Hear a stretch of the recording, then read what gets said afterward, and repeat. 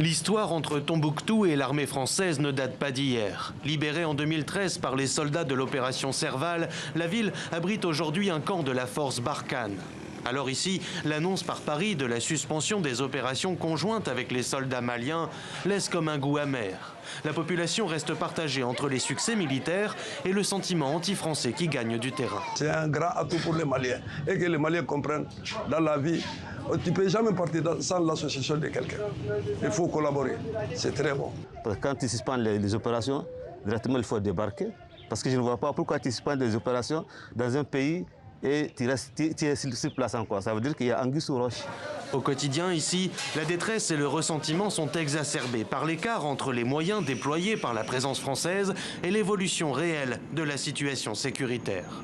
On ne peut pas avoir toutes les forces différentes, la MINUSMA, Barkhane, les Nations Unies, la force malienne.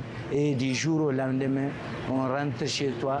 Si on sait que tu as de l'argent, on vient t'enlever chez toi pour t'amener. Avec la présence de ces différentes forces-là, cela ne doit pas exister. Avec cette suspension décidée par Paris, l'armée malienne se voit privée de moyens et de formation indispensables à terme pour sa reprise en main du terrain. Si à ce stade l'opération Barkhane n'est pas officiellement remise en cause, l'annonce de la France inquiète.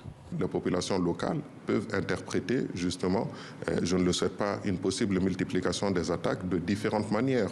On sait qu'il y a un sentiment anti-français qui ne cesse pas de monter et certains acteurs peuvent aller jusqu'à soupçonner ce retrait de l'armée française comme faisant le jeu des terroristes.